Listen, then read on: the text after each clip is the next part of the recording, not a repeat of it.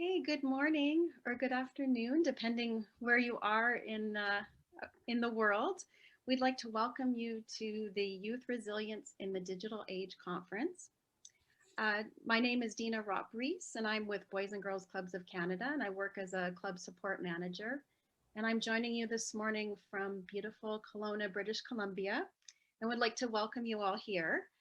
Just a piece of housekeeping before we get started.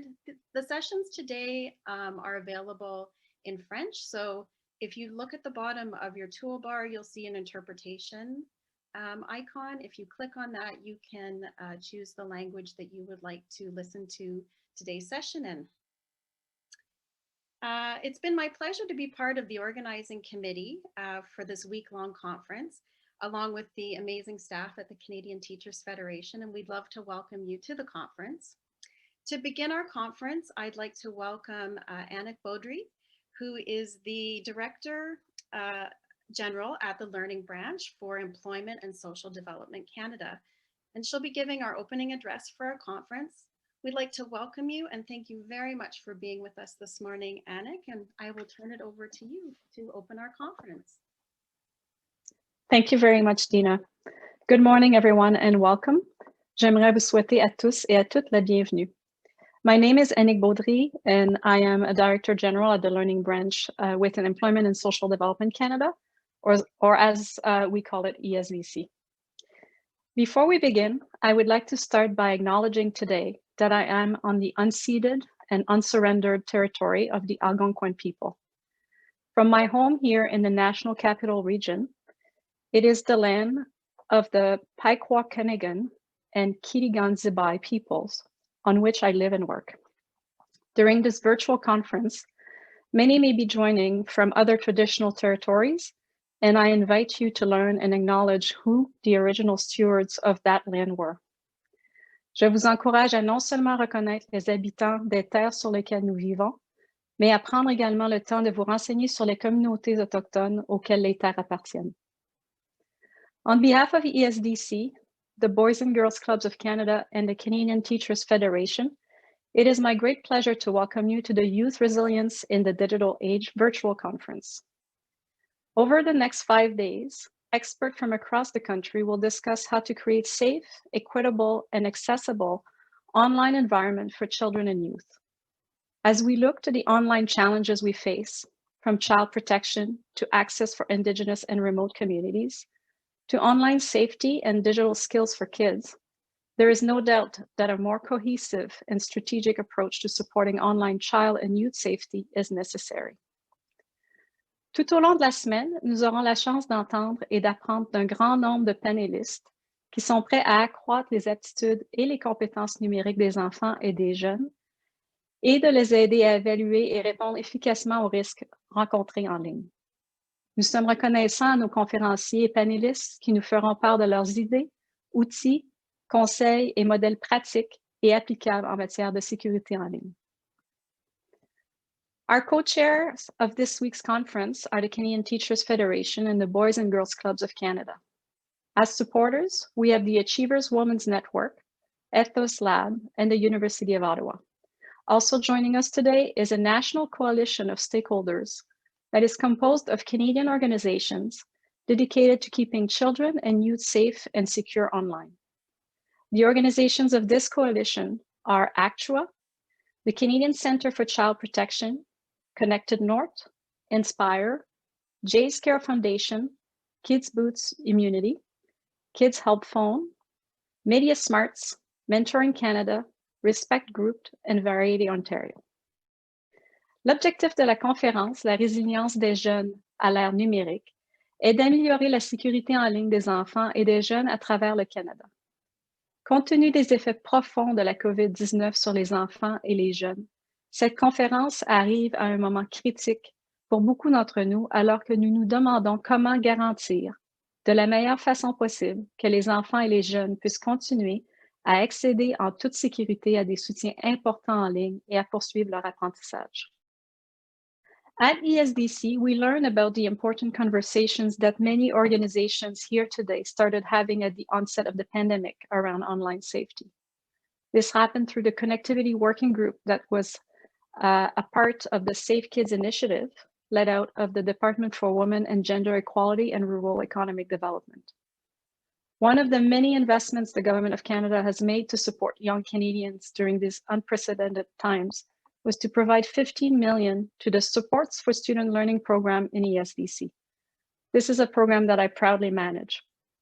This funding was intended to help vulnerable children and youth to stay on track with their learning, including to complete high school and transition to post-secondary education, so that they do not fall behind as a result of the pandemic. The intended beneficiaries include students of all ages, with an emphasis to supporting groups that are at greater risk of high school dropouts and those traditionally underrepresented in post-secondary education.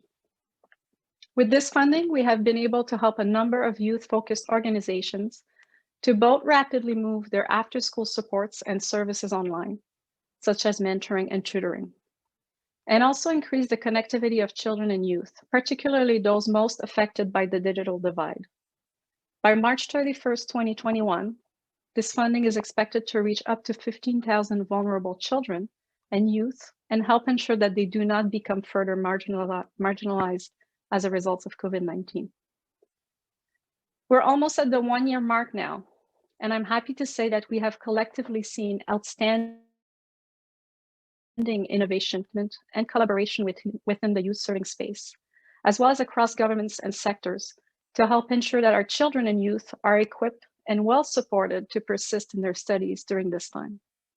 For instance, we have seen organizations like the Boys and Girls Clubs of Canada onboard more than 60 club locations to provide online programming, which has reached more than 2,500 children and youth to date. As part of this work, the Boys and Girls Clubs of Canada is also incorporating best practices and training around online safety and trauma-informed supports. Other organizations are leveraging innovative partnerships to improve internet or bandwidth access to communities, and some others are making sure that young learners in need can access a laptop or tablet, because the alternative would be that they would have otherwise disengaged from their studies and felt more isolated during this pandemic. Mais face aux fermetures d'écoles et de programmes parascolaires qui se poursuivent dans de nombreuses régions du pays, la sécurité en ligne est un domaine qui nécessite une collaboration dévouée et continue. Si vous êtes un parent, un travailleur auprès des jeunes, un éducateur, une organisation de services communautaires, ou si vous vous intéressez simplement à la sécurité en ligne pour les enfants et les jeunes, nous vous remercions de votre engagement à améliorer votre communauté et de votre participation à la conférence. Over the course of the next 5 days, various panelists will speak about topics related to teaching practices that empower children and youth to be connected, critical, and compassionate digital participants. Virtual programs designed to develop inclusivity and trauma-informed responses. Frameworks to stand against virtual maltreatments and to support remote Indigenous communities, as well as provide insights into youth mental health and online trends related to digital exposures, connections, and participation. Before I turn it over to Dina to introduce the keynote speaker, je tiens à vous remercier de votre intérêt et vos efforts collectifs pour répondre aux besoins des enfants et des jeunes en matière d'apprentissage et de sécurité en ligne. I would also like to encourage conference attendees to actively participate in discussions and activities over the next 5 days. You can tweet about the conference sessions using #DigitalResilience2021. And at the end of the conference, you will be invited to view resources and recordings of the event on the project page. Thank you for being here, for your dedication and commitment to youth success, and for the important work that you do to keep kids engaged in their studies in a safe and productive way. Je vous souhaite une excellente et productive conférence. I wish everyone a successful and fruitful conference. Thank you. Merci. Thank you so much, Anik. It was such a pleasure having you here, and we're so grateful that you were able to do our opening address. On behalf of the Canadian Teachers Federation and Boys and Girls Clubs of Canada and all the coalition member organizations, we'd like just to extend our great thanks to ESDC for generously funding this conference, and from Boys and Girls Clubs of Canada for funding the other pieces of virtual programming. You noted some of the things that we've been able to do and how we've been able to assist children and youth and families during this very difficult time. So we would absolutely like to thank you for the generous contribution. So this brings us to the end of our opening remarks. We'd love to invite you to stay to listen to our keynote speaker, Dr. Michelle Shira-Hagerman. We are just a few minutes ahead of schedule, so we might just wait until the top of the hour to start the keynote so that all of our attendees can be there. So thank you for your patience, and we'll get started in about 4 minutes.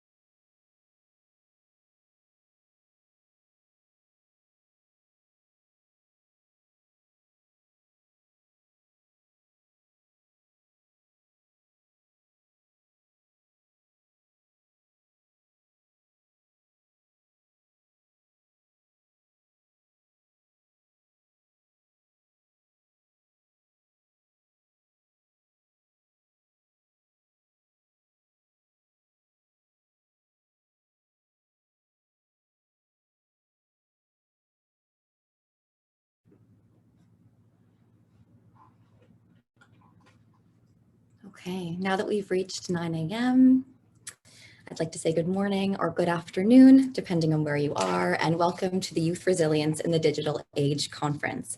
Bonjour ou bonsoir, selon l'endroit où vous êtes, et bienvenue à la conférence sur la résilience des jeunes. First, let me introduce myself. My name is Jamili Baroud, and I am the Program Officer for the Canadian Teachers Federation. I'll be responsible for moderating today's session.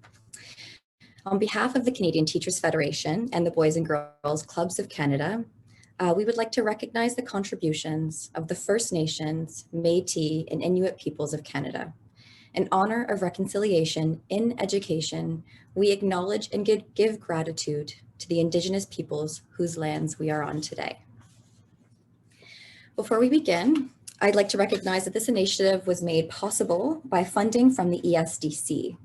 Please also note that today's session is in English, but the platform allows you to listen in French, and I believe that Michelle will also be speaking partly in French as well.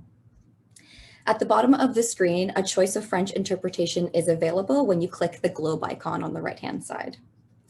Veuillez noter que la session aujourd'hui se déroule en anglais, mais la plateforme vous permet d'écouter en français. Au bas de l'écran, un choix d'interprétation en français vous est offert. If you are using translation, an option to mute the original sound is available in your interpretation menu as well. So a short Q&A will follow the presentation. So please use the Q&A function to ask questions to the presenter or to communicate with technical staff. And also please feel free to use the chat function to connect with other participants, share resources, and interact. At the end of the presentation, I will invite the presenter to answer your questions in the order that they were asked. And now I'm glad to welcome Michelle Shira Hagerman, Assistant Professor of Educational Technology at the University of Ottawa, Faculty of Education, where she teaches courses on the pedagogical integration of digital technologies to support student learning in face-to-face and online contexts. She is a digital literacies researcher interested in the complexities of meaning making with multiple internet information sources, and how to teach children and teens to become critical evaluators and creators of digital texts. Author of 16 original research articles and book chapters, she is a member of Shaneen, a national interdisciplinary Canadian research center focused on change, engagement, and innovation in education. A first-generation university graduate and parent to 2 Gen Z daughters, Dr. Hagerman grew up in rural southwestern Ontario, where she also began her career, teaching high school French as a second language. She shares her work at mshirahagerman.com.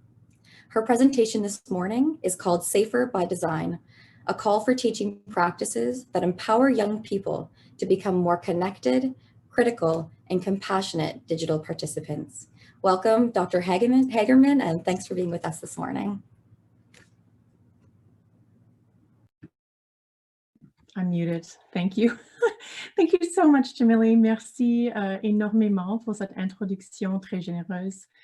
Je tiens aussi à remercier la Fédération canadienne des enseignants et des enseignantes et Repère Jeunesse du Canada pour cette invitation. I really am very appreciative of this opportunity to talk to you today about some of the ideas that are on my mind as we come together this week to think about how to really prepare young people to be more resilient and therefore safer in their online interactions. So since you're all joining me here on the 3rd floor of the office nook in our house, I'm going to start my remarks today with a story. As Jamili said, I am the parent, the mom of 2 daughters who are 10 and 15. And last Sunday night, we all sat down for dinner. Sorry, here we go. We all sat down for dinner. And Ellen, our 10-year-old, promptly said, well, I just had a digital dilemma. And at our house, this is what we call the sticky situations that we find ourselves in online. And I said to her, well, what happened? Like, what was this dilemma? And she said, well, I was in this room in Roblox, which for any of you who have kids, you'll know is a very popular online sort of gaming platform for kids. And she said, I was just looking around and some other players came in and they told me to leave. And they started kind of like being bullies. And I didn't really like that very much. And I said, wow, yeah, I can understand that that would be very upsetting for you. And then of course, big sister chimes in and says, oh, that's really cringe.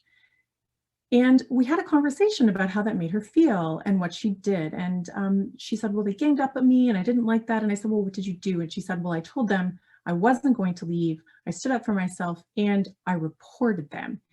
And we all said, well, that's really good. And then we talked about why people do that online. And big sister, of course, said, well, it's because people want to look cool. And we unpacked it a little bit further, and then we moved on to talking about other things. So we have a lot of conversations like this, in part because for my kids anyway, the pandemic means that their play has really had to move online. It's really moved into digital spaces because, what are the other options that they have, right? And kids interacting with peers in playful activity, well, that's fundamental. It's absolutely fundamental to their needs. My older daughter, Zoe, used to play on Thursday nights games with a group of friends. They called it Board Game Club. And now they play Among Us and talk to one another on Discord. So yeah, we're living in this really a very much more digitally mediated environment, but play is there and it's fundamental to children's development. In their book, Connected Play, Tweens in a Virtual World, Yasmin Kafai and Deborah Fields write that power, recognition, fairness, sharing, morality, and friendships are all negotiated among peers at play.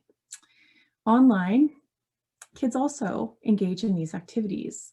Virtual worlds can provide personal spaces where kids can socialize freely with peers in imaginative and fun ways. They extend relationships with existing friends by logging in and playing from their separate homes. They can be creative, playing with different looks and imaginative tools available online in digital worlds. They can also interact with massive numbers of other kids whom they don't know from their schools and their neighborhoods. And of course, when groups of kids interact, as educators, we know that there are going to be some activities that we might consider sort of boundary testing. And Kafai and Fields have certainly seen this in virtual worlds as well. They call this boundary play. And in online worlds, this can look like cheating or scamming or the type of bullying behavior that Ellen experienced in Roblox last weekend. But the extent to which these troubling situations affect our kids likely depends on the opportunities they have to make sense of these encounters with guided support. And that's where I'm going to spend a little bit of time, right, thinking with you today. As a parent, I am so grateful for research on the kinds of parenting conversations that seem to support children when they find themselves in these digital dilemmas. Research by Sonia Livingstone and her colleagues for many years now has provided important information about the kinds of parenting moves that seem most supportive of positive online outcomes for children. And I have to say, I don't really consider myself to be some kind of a digital parenting expert, but I sure am appreciative of research that helps me to know how to navigate the complexities with my kids. I'm always learning, and I try to use these mediating strategies with our kids that the EU Kids Online Project has suggested are most effective. In their recent report of research, Livingstone and her colleagues note that active mediation seems to be the most desirable type of mediation. Strategies like talking with children about their internet use, sharing online activities, and explaining what's good, what's not so good about the internet. Active mediation is considered the most desirable type of mediation because it is connected to higher digital skills, it enhances children's understanding of the internet, and it makes them better equipped to interpret and deal with media content and potentially bothering situations online. Now, virtual playgrounds, of course, are not the only places that kids go on the internet, right? We know that they use a range of applications, Instagram, TikTok, YouTube. They use internet search for a whole host of reasons at home and at school. They visit forums, and every single one of these environments poses certain risks. They're using these spaces, and these uses create opportunities for kids to build skills. If supported through active mediation, might also prepare them to be safer online. Now, Livingstone and her colleagues have created this really important theoretical framing, and I'm sharing it here with you today because it really shows us the complexities of the variables that are involved in helping to support, or they can obviously go the other way too, in determining kids' internet outcomes. Notice in the middle, and I'm just going to kind of use my cursor here, notice in the middle that the practices and skills, opportunities and risks that online activity include, right, are really central to the outcomes that kids have. And these researchers note that more skills are associated with more, not less risk. So it's really interesting, right? Sort of here in the middle. They often write that online more is more, because more use leads to more skills, and more skills lead to more opportunities, and opportunities are linked to risk. And one reason that opportunities and risks are linked is because children must explore and encounter some risk to gain resilience.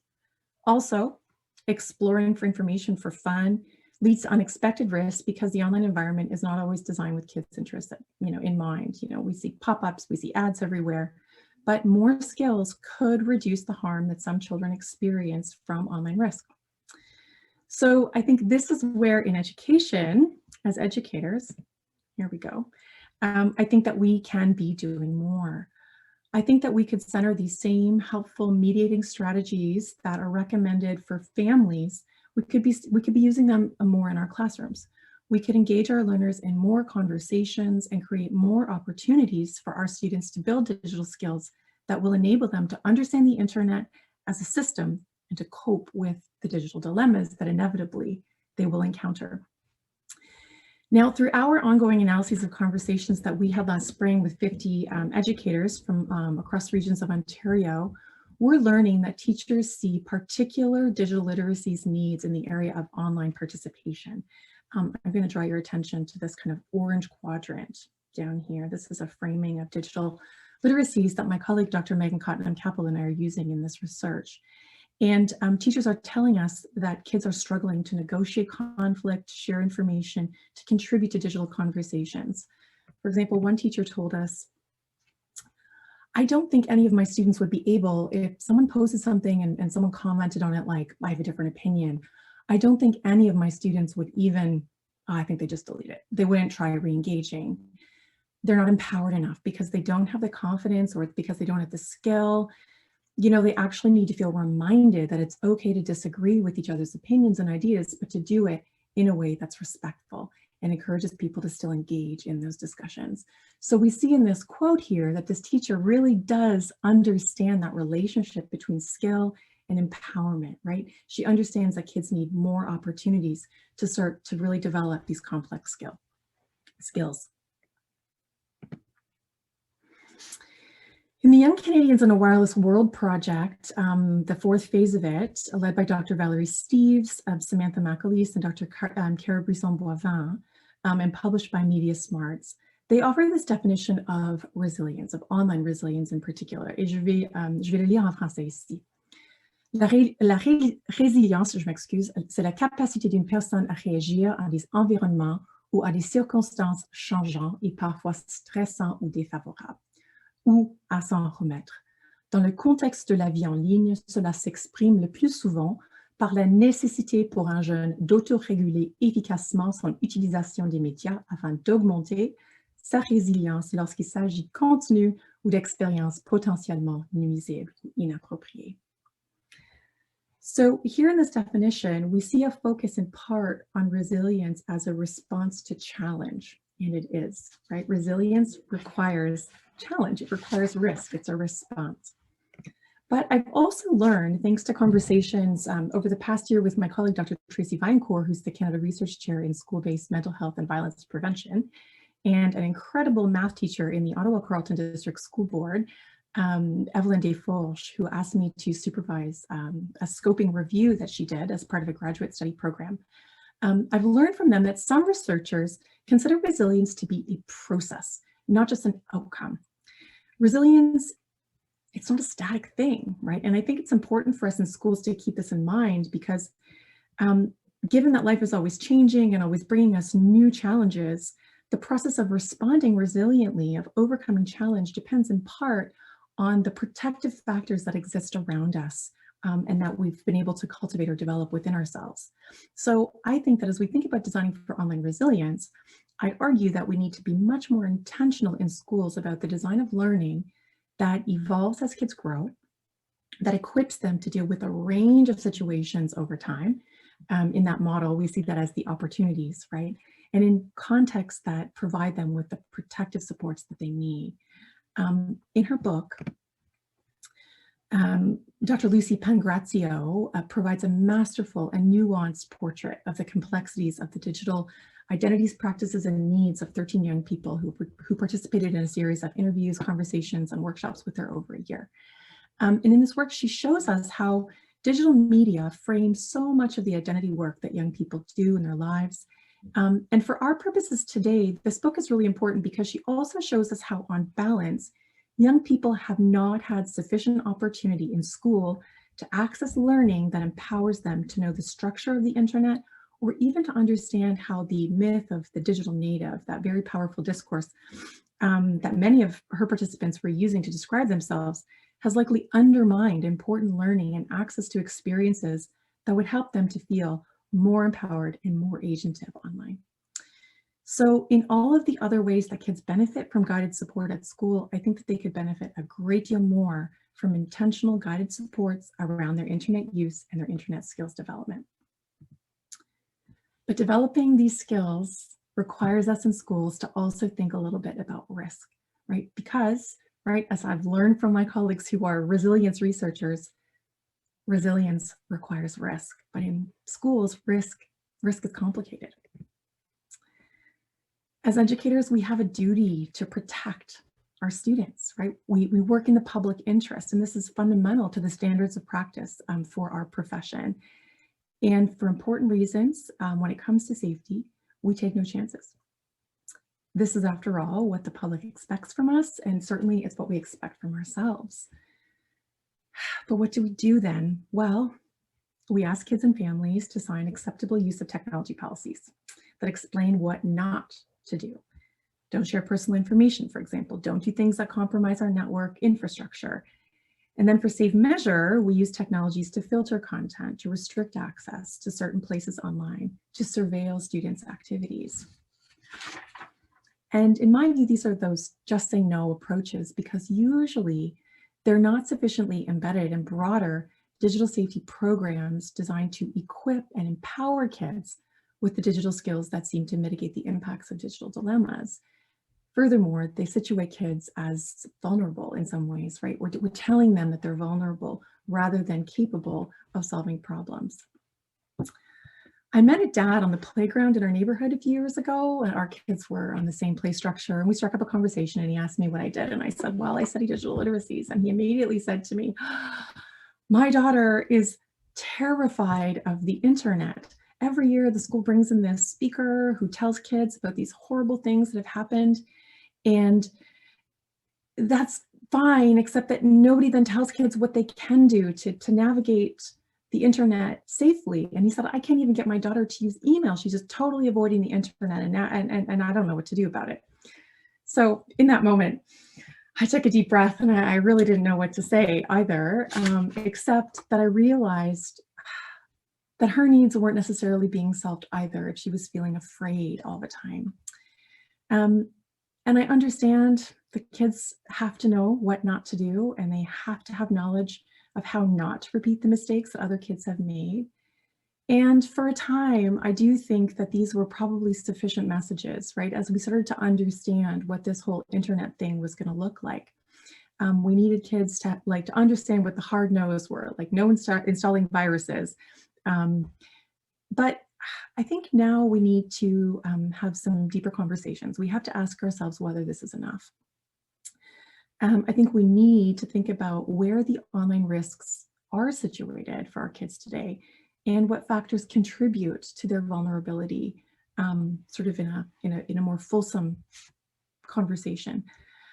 I think we need to think about what we know about how to help keep kids safe, how to help them develop good strategies, things to do so that they're not positioned always as vulnerable or naive, and rather positioned as more capable.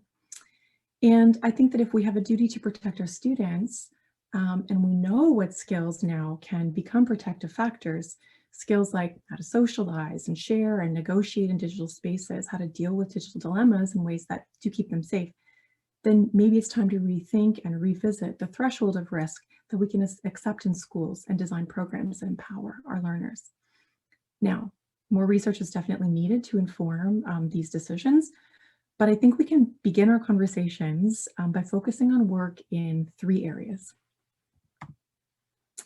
connection, critique, and compassion. So let's start with connection. Here are my connections, right? These are my sustaining connections. This is my family.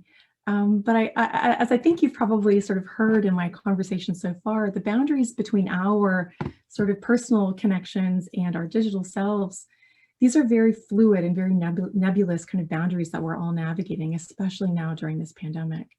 So as we think about online safety and resilience in digital spaces as educators, I think we also have to pay attention to the other factors that matter for young people, because resilience is complex, it's highly personal, as I've also learned from my colleagues, and it's also likely situated somewhere in the interactions of the risks and the assets that we have and the outcomes. And remember, right, resilience does require risk. So we know that kids who have access to more protective factors will more assets, both in terms of their internal capacity to solve problems or to believe in themselves, and in terms of their ecological sort of family and community-based supports, also tend to have more capacity to respond in ways that would be considered resilient when hard things happen in their lives. And I think probably we have a sense of resilience, having all lived through the pandemic. Obviously, my family has been sustaining me, but there have been, troubles, and sometimes it's been harder to sort of respond resiliently.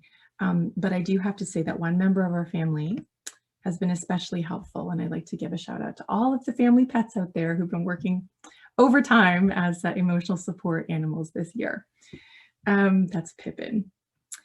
Now, as Evelyn synthesized in her scoping review, and I'm really paraphrasing here, these are assets that seem to promote resilience. And I wanted to just sort of give you a sense of the multi-level dimensions of protective factors that Evelyn found in her study. And notice that many of these dimensions are related to school and community. So positive school climate, positive student-teacher relationships, peer supports, positive peer relationships, involvement in extracurricular activities at school or in community, feeling connected to culture, feeling that one's culture is respected, religious affiliation, internal locus of control, right? Feeling that you can manage things yourself, self-esteem, your ability to solve problems, and self-efficacy.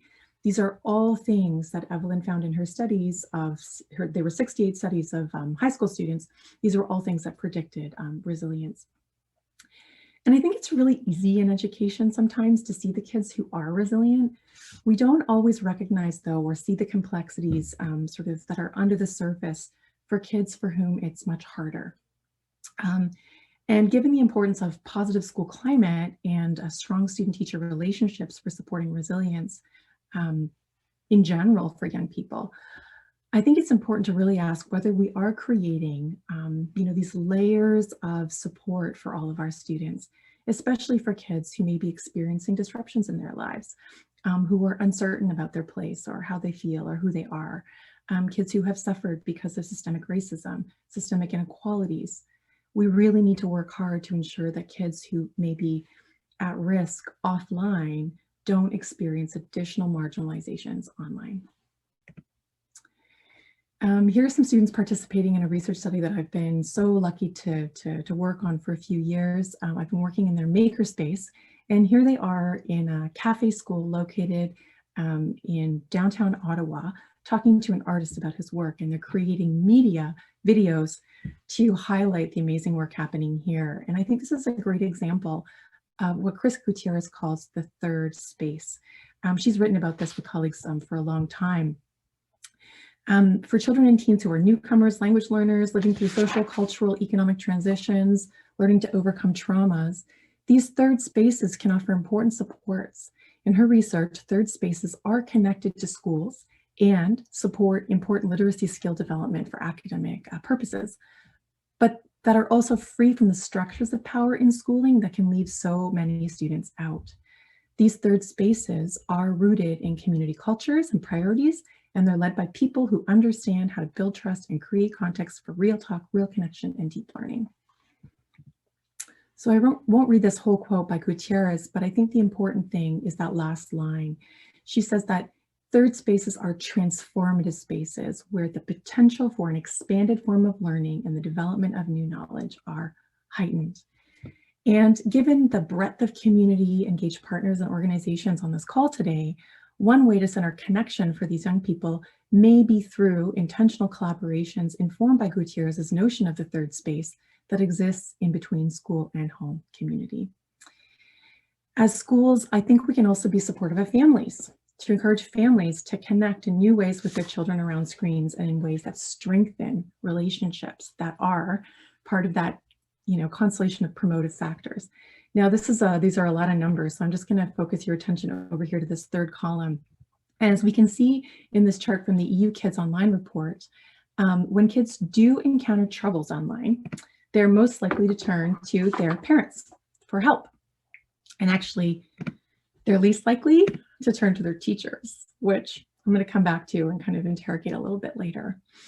But an important study published by Steves, Macalis, and Brisson-Boivin in collaboration with Media Smarts suggests that many Canadian parents may feel they need to control their children's digital media use rather than use those active mediation strategies that we know are really helpful. In their study, they found that there were 34 students and their parents living in Halifax, Ottawa, and Toronto. Many parents want to provide their children with as many opportunities and online benefits as possible, but they also feel pressured to appear stricter. They found that many parents defaulted to what they called authoritarian methods of surveillance and control, and choose to be what Brisson-Boivin in another paper calls digital limiters. These are parents who use restrictive means to manage their child's digital technology use and decide to err on the side of minimizing their child's use of technology, in part because they're not really sure that their kids are mature enough to respond to the inevitable dilemmas that they would find themselves in online. But as Tejal, one team participant in this study, is quoted as saying, it's like, well, I'm your kid. You should have a little bit of faith in me, trust. And I have to confess, we've had some of those conversations at our house too. This is Zoe, height of pandemic, on her laptop. You can tell she calls us the face of pandemic misery. But we've been really quite worried about Zoe's sleep, actually. Is she getting enough sleep? And she's a teenager, so her sleep patterns are changing.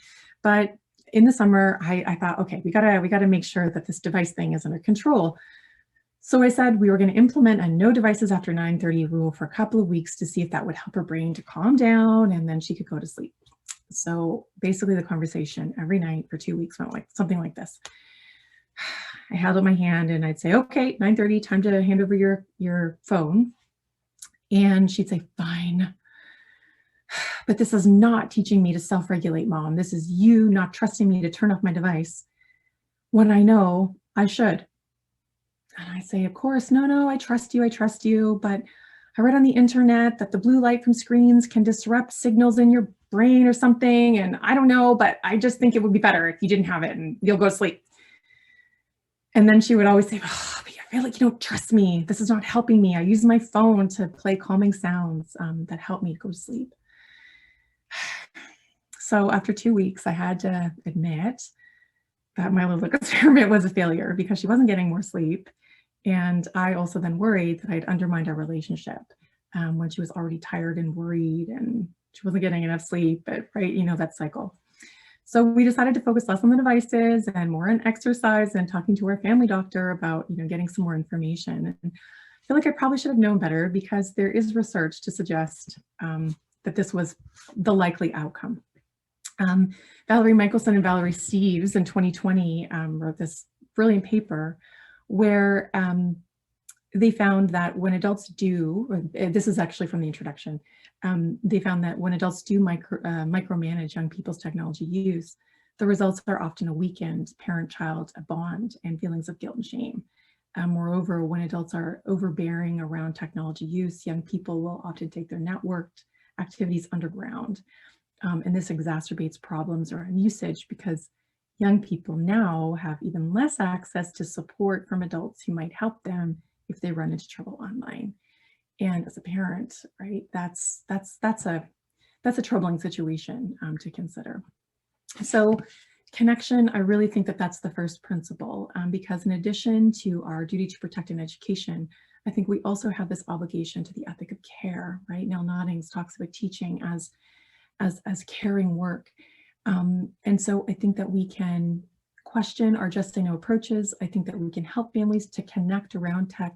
And we can also really think about that constellation of factors that make our young people more resilient generally. I'm just going to pause for a drink.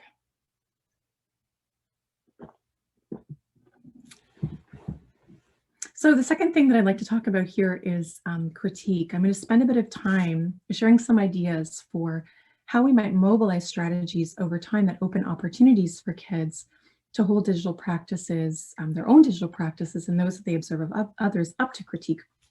And I've got a lot of ideas on this, as you can imagine, but I'm going to just situate the idea of critical digital practices here.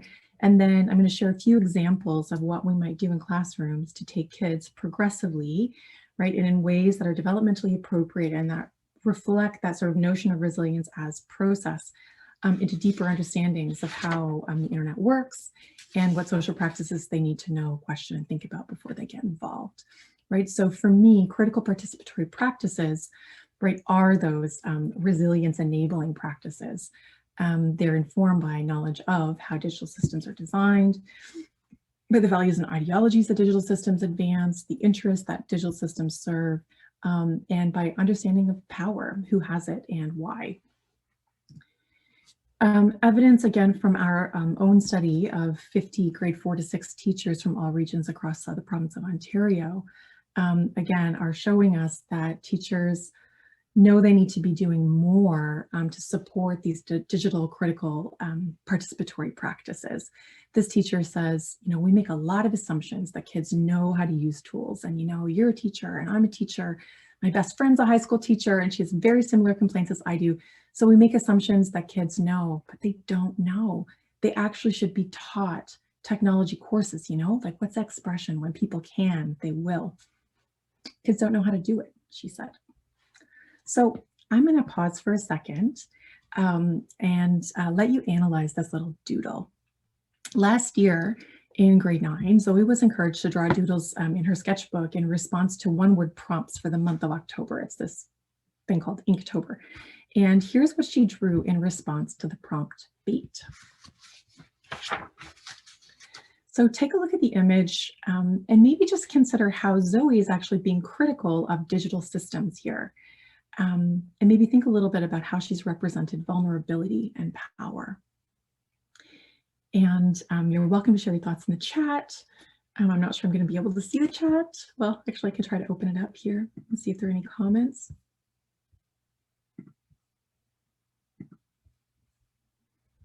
But it might be just an opportunity for you to consider a practice that really does bring young people into critique.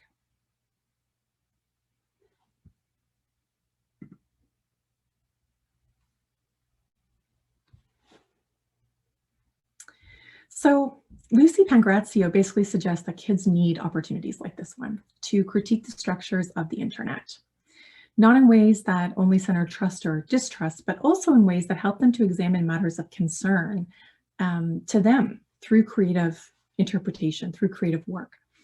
And she suggests that critique can be both a constructive process as well as a deconstructive process.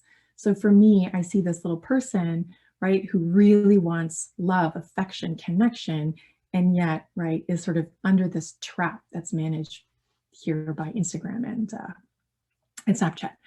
So, right, I think that this is the kind of activity that could really go a long way to supporting our learners. And she quotes Latour, actually, who says, the critic is not the one who debunks, but the one who assembles. The critic is not the one who lifts the rugs from under the feet of naive believers, but the one who offers the participants arenas in which to gather.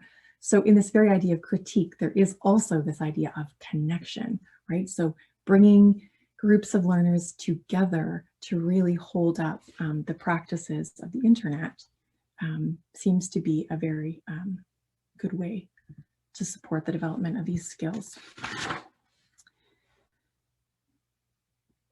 Pangrazio definitely suggests that there could be meaningful benefits through these kinds of activities that empower young people to see what they're doing actually and how systems are influencing them. And in that study that I talked about by Michelson and Steves, they actually found the same thing. So they asked teens to go on a media fast for a week and to document the reflections. Their participants became very aware of how they were interacting with social media platforms. And when they did re-engage with these media, they were a lot more thoughtful, right? They were a lot more aware of sort of how the systems were designed, and maybe they didn't need to respond in all the ways that they had before. So part of this practice of critique that's both constructive and deconstructive could also include the 4 strategies that teachers have told us are especially needed or could be especially useful. And these methods are modeling, role play, practice, and discussion. So this teacher, again, thinking about how she could teach these critical digital literacy skills, suggested maybe teaching kids how to phrase something that's not so offensive, appropriate use of emojis, for example. Now, I'm going to move into talking about some more practices that educators could certainly use. And although they might seem a little bit more appropriate for older learners, I think that they could certainly be adopted or adapted for our younger learners as well. First of all, right, collaborative writing. We need to engage students in the use of digital tools to create academic products, to negotiate choices. Our own 10-year-old has become a masterful creator, for example, of TikToks, and she actually talks to peers, right, as she's making these things. So in this creative process, she's learning a lot of things about how the internet and these applications work. She's learning about transitions, audio, video layers, sound effects, filters.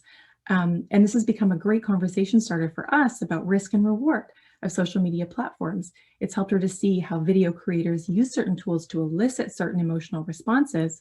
And that's powerful knowledge, right? Because she becomes more aware of how the systems are kind of impacting and influencing and even manipulating her.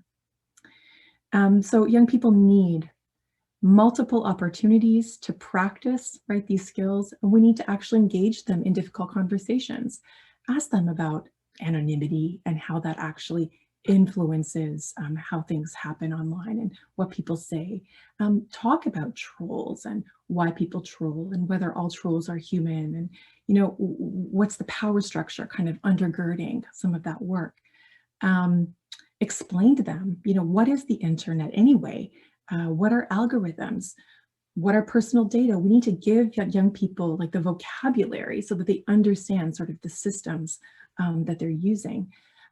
Where does data go? How is it stored? What is security, right, of data? Confidentiality, what does that mean? Right, so we need to have these conversations with our young people in our classrooms.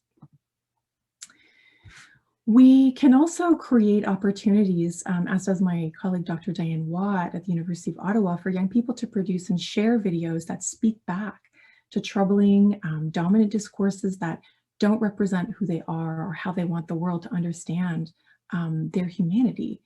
Diane Watt has worked with many people, including Jamili actually, but in particular, she works with this incredible group of young Muslim Somali Canadian women who create YouTube videos in which they use humor to challenge inaccurate beliefs about who they are and what their lives include.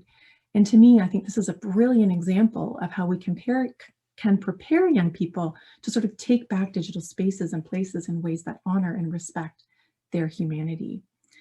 And finally, I think that we can bring young people into conversations about the advocacy piece that they're interested in. Zoe said to me the other day that she and her friends are really interested in activism and advocacy, but she doesn't really know what the risks are or how to kind of get involved. And so this is one example that could be brought into a classroom. Perhaps you remember it from the summer. The K-pop community, in particular BTS fans, were supporting the Black Lives Matter protesters. So we know that after the death of George Floyd in the summer, the world erupted in protest again. And this came this time with very clear calls to defund the police. And many police services were requesting that the public send in videos of persons causing trouble or inciting unrest. which the BTS fan group understood meant that they were looking for BLM protesters who were calling for police departments to be defunded because of the way in the US that Black communities have been subjected disproportionately to violence by systems of law enforcement. So K-pop fans, what did they do? Well, they edited short video clips for their favorite K-pop stars, and they started sending them in to these snitch lines at police services. And it gave protesters more time to mobilize and caused a bit of chaos in police services. And I think that this is an example, right, of a practice that we could kind of hold up for critique and we could hold up for conversation in our classrooms. Megan Cottenham-Capel and her co-author Carrie James at Harvard have also provided some really insightful recommendations for educators around this idea of critique. In their recently published study, they interviewed young people who self-identified as politically engaged and who use social media in various ways to advance points of view and to engage in dialogue using a range of strategies. And these young people identified certain participatory strategies such as good, right? Some of them were good, such as telling a personal story or asking questions using a respectful tone, using verifiable evidence to support claims, or using humor or a light tone to get their point across. On the flip, they felt that taking a disrespectful tone or using personal attacks were seen as not so good strategies. These young people also developed a range of strategies for getting out of sticky, unproductive conversations, like not engaging in personal attacks, for example, or avoiding emotionally charged conversations. The young people in their study shared concerns about their critical digital literacy practices in social media spaces. Like, for example, they worried about the real impact of their voices in a very crowded network space.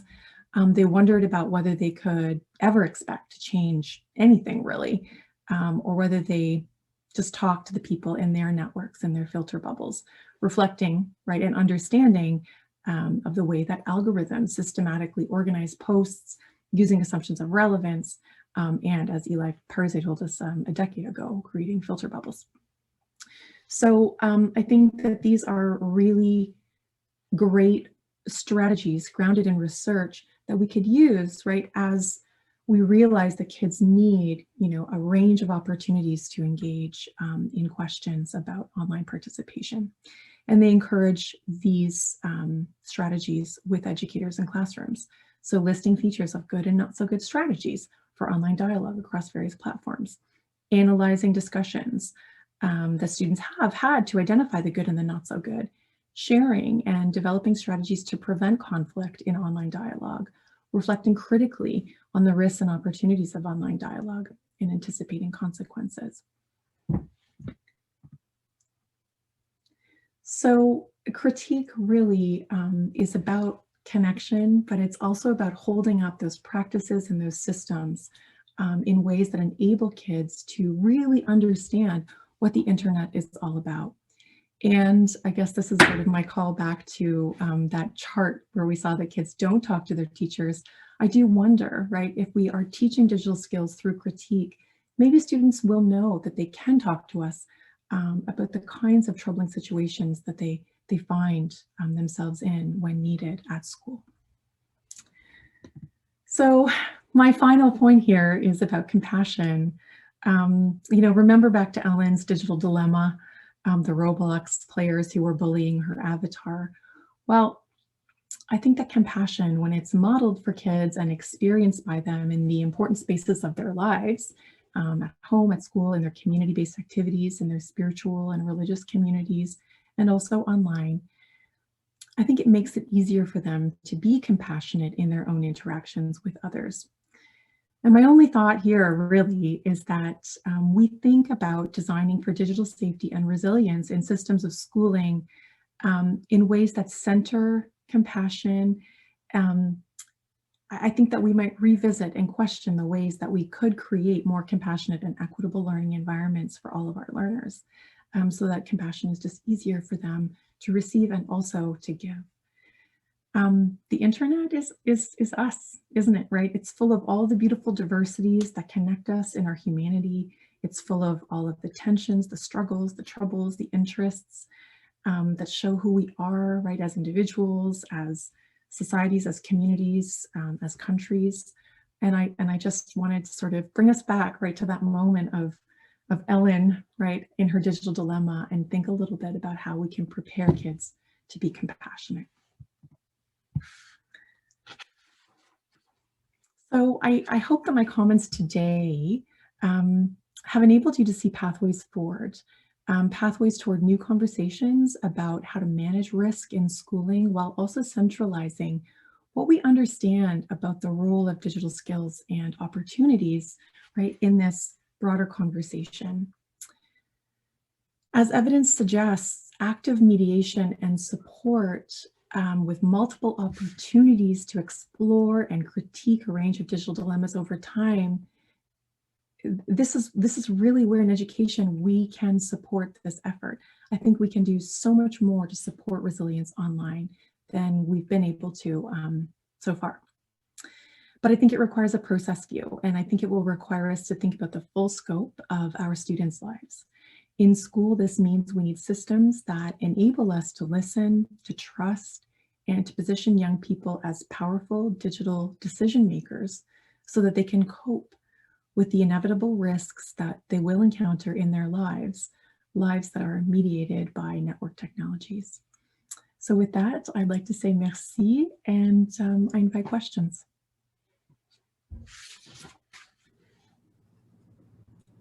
Thank you very much. Thank you very much, Dr. Michelle Hagerman. That was a really, I don't know, enlightening talk for me, because you broke down, not only what it means to be resilient and what that looks like, but how we can actually enact that with the children and youth in our lives in terms of, not only critique, but navigation. And so thank you very much for that. As Michelle said, the Q&A is open. I don't see any questions here throughout the chat, but if you have any questions now, I'll be monitoring the chat box, and I'll be happy to read those out to Michelle as well. Thanks. Of course.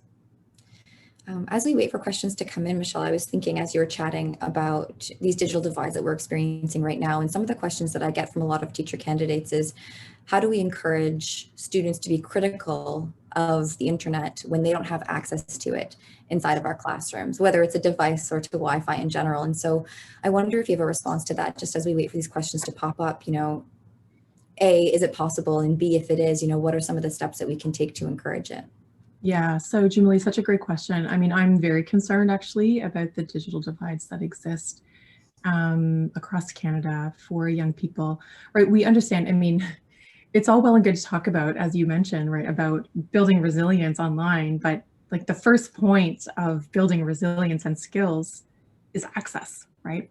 So teacher candidates are definitely right to be questioning, like for kids who don't have consistent access, how do we start to close those divides? And I think a lot of these conversations, around critique can happen right without necessarily needing to have constant connectivity, right?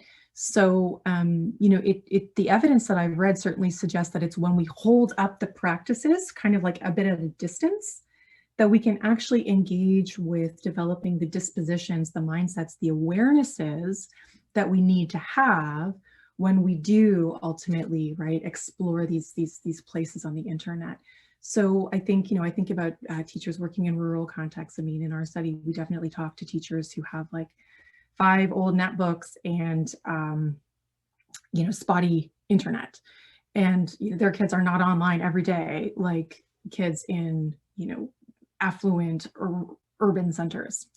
But I think that we can still have the conversations about the internet, about how it works, about the sticky situations that we might find ourselves in, and practice, creating a range of messages, a range of media products, with like digital and physical tools, right?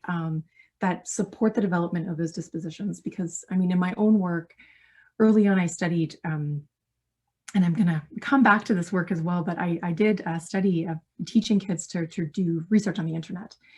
And what I really saw in that work, and certainly lots of other scholars talking about this too, is that it's the critical evaluation piece, like it's that that disposition, that mindset of understanding, like my job on the internet when I'm constructing meaning is not just to kind of like blindly accept what I see, right? Like I have to kind of come into this environment with a critical perspective. I like that always kind of has to be the default for me. And that's something that we can cultivate in lots of different ways, not just when we're connected to the network.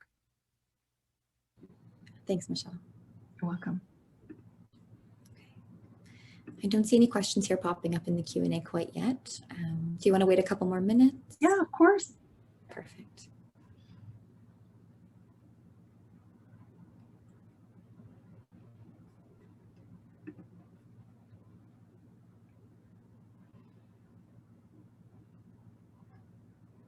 So again, we're just welcoming questions in the Q&A chat box for Michelle.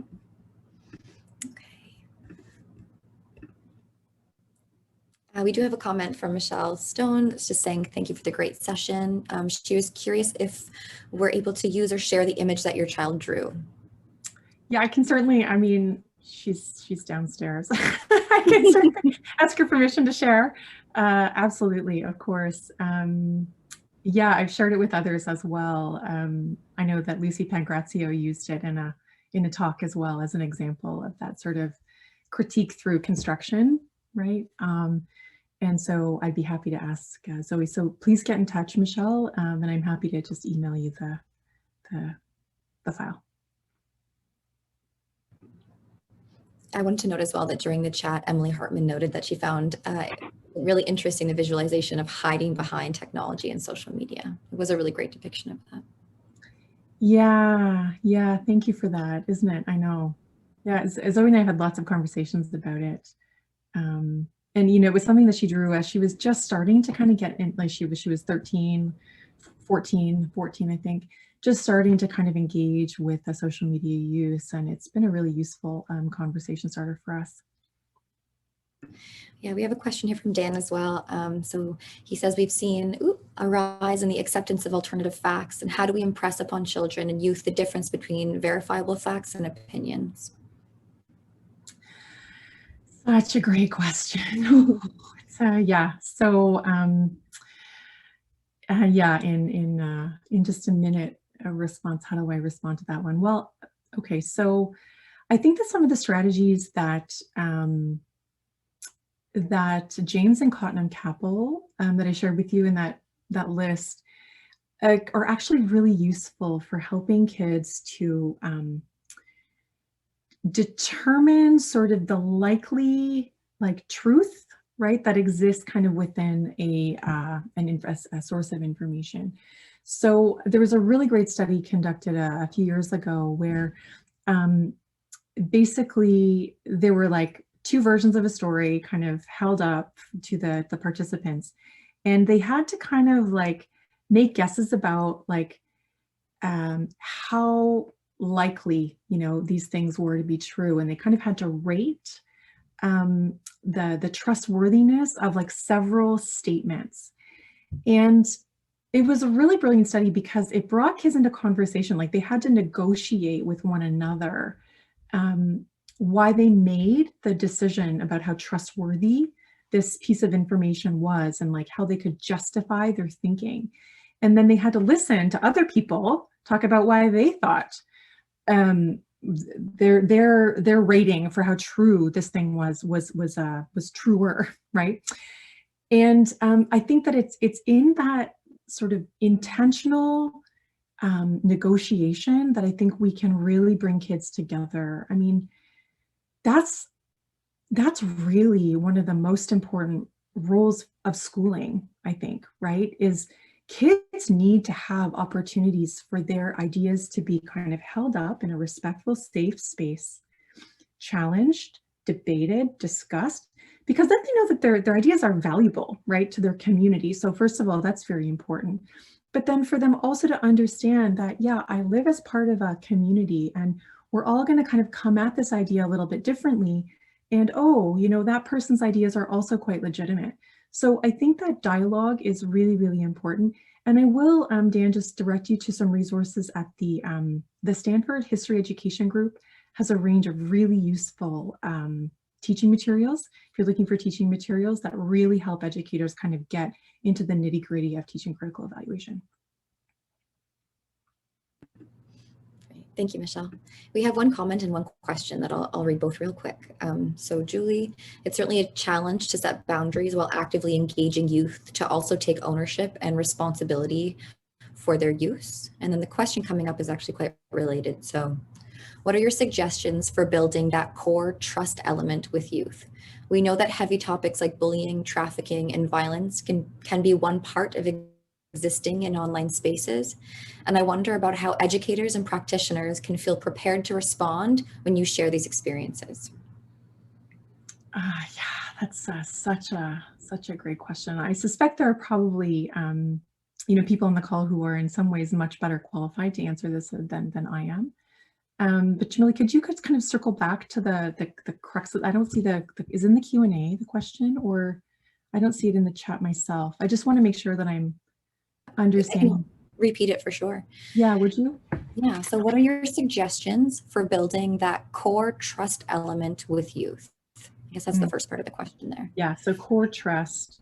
Mm-hmm. Well, I mean, obviously that kind of is built over time, right? Mm-hmm. And I don't study trust sort of as a variable, but I suspect that any of the educators on the room know that, or on the call, know that trust is built over time through shared experience, through through a shared sort of recognition of the value that we each bring into the learning community.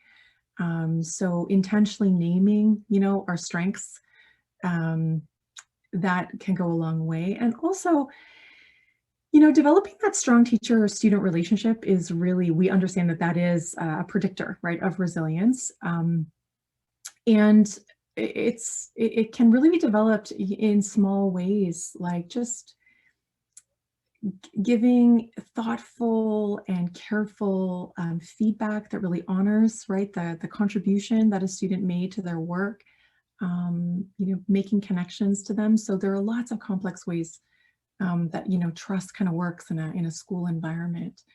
But I think that kind of like at a systems level, sometimes I do worry that kind of the way that power is distributed, right, means that for some kids, like having trust in school is just a really hard prospect, right?